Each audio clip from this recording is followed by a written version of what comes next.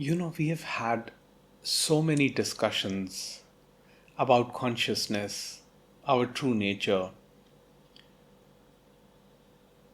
and many Advaita teachings gives us multitude of pointers as to how to reach your true nature.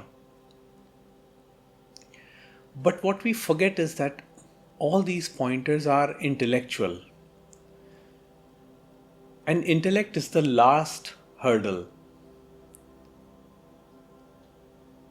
Once we surrender totally to what is, what happens is that the intellect ultimately gives up, and then there is an awakening of the compassionate heart, which I've spoken about many times, which includes everything, where there is no need to reject anything or see anything as right or wrong, true or false.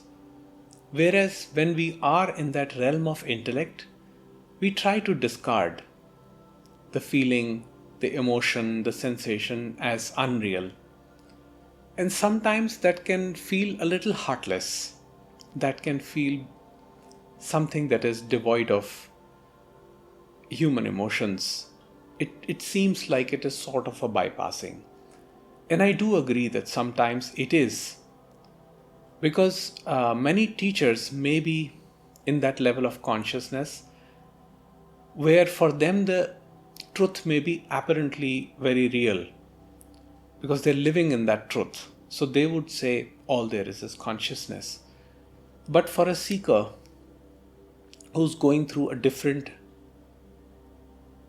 state of consciousness in his or her journey may require compassionate holding,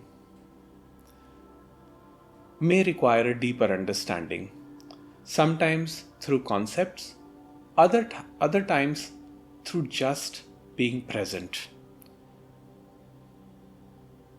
which I feel is much more powerful than any concept. And I've mentioned this before, that presence is one of the greatest gifts that you can give to anyone that is around you. It doesn't even require you to speak. It doesn't require you to console. All it requires you is to look at the person that you are with and tell them without uttering a single word that you are there.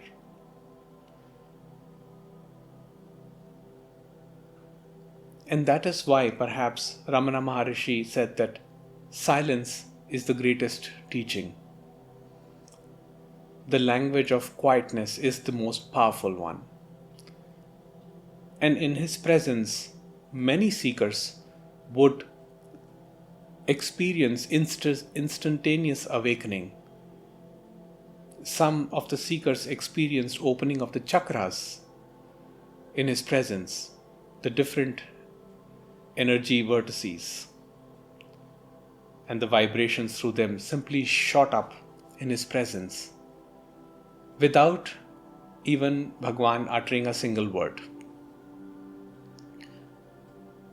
Sometimes when we are in the presence, in proximity of people who are quiet and calm, we just naturally absorb their vibration and all the heaviness is dissolved.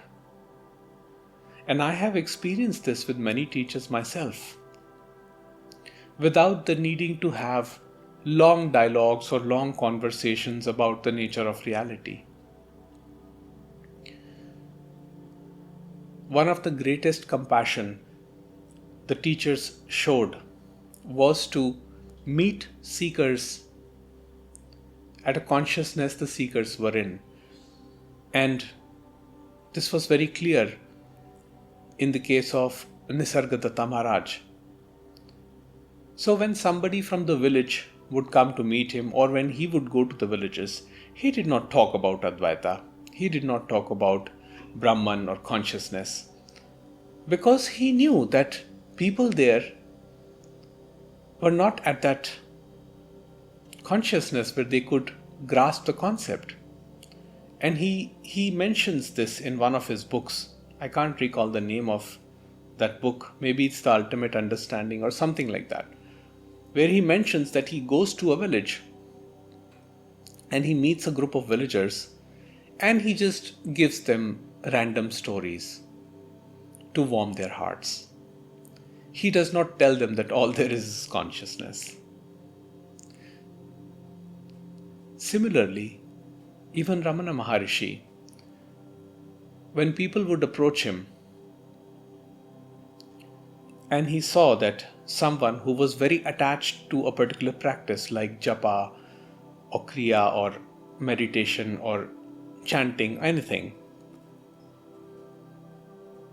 and they would ask him that, I want to realize the self, but I'm not able to. I do chant every day. What should I do? And he simply said that keep continuing with your chanting. Because he could see that the seeker right now is identified with the practice. So telling them to abandon their practice would not help, because their mind will revolt. Right now they're not in that state where they can absorb the direct truth.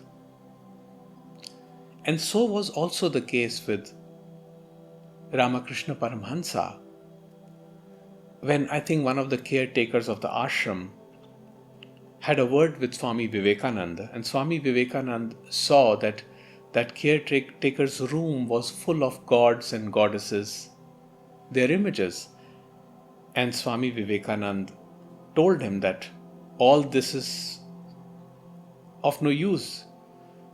You are worshipping the images, you are worshipping the form. And that man was distraught. That man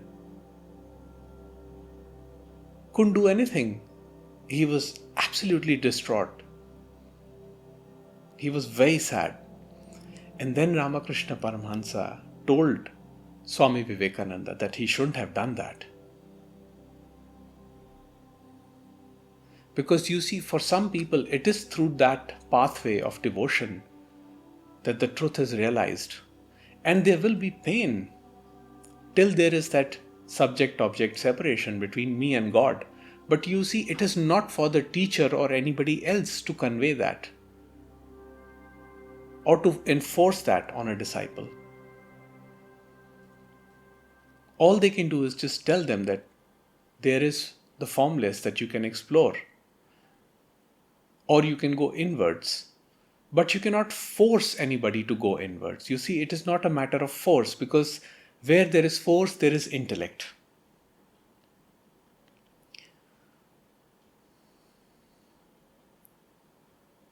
Compassionate heart requires tenderness, it requires understanding.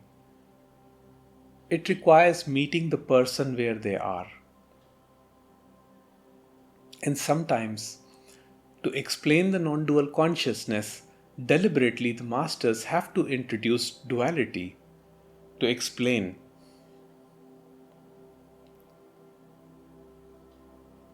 But the masters do not use effort, they do not use force.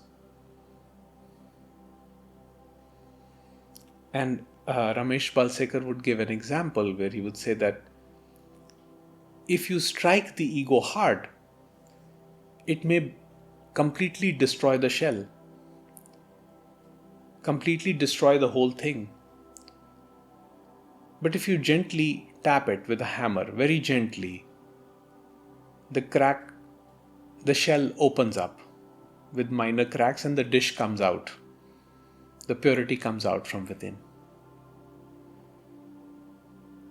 And what a beautiful way, what a loving way.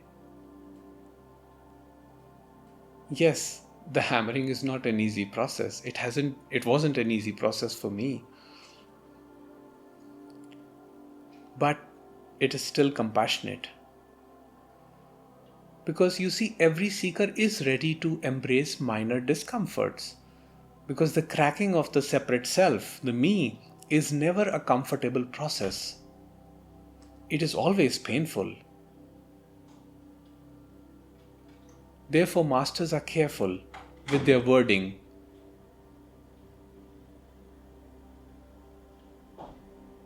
They do not thrust and force the truth on the disciple, on the person, on the seeker. They just give their concept and then let the seeker discover the truth for themselves as per their destiny. So leaving the control to the universe.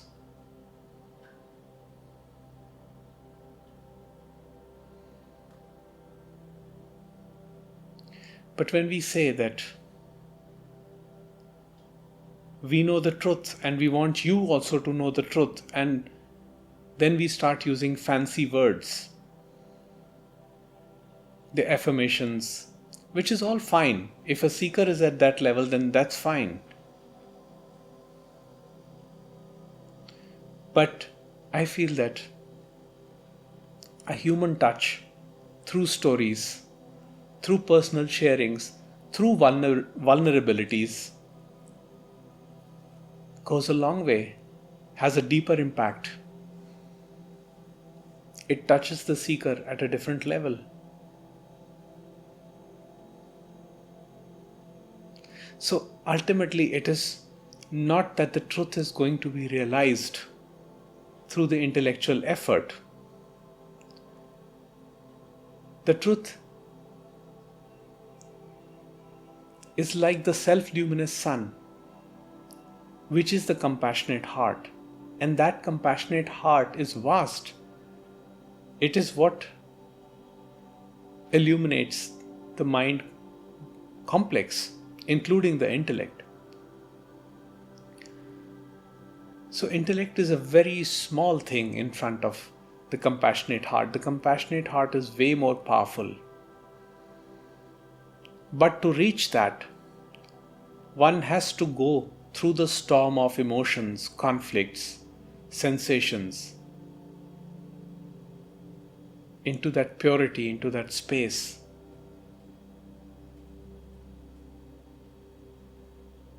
And it is an uncomfortable process for many. But there is no bypassing that. One has to go through that. But then there is light. And it is beautiful.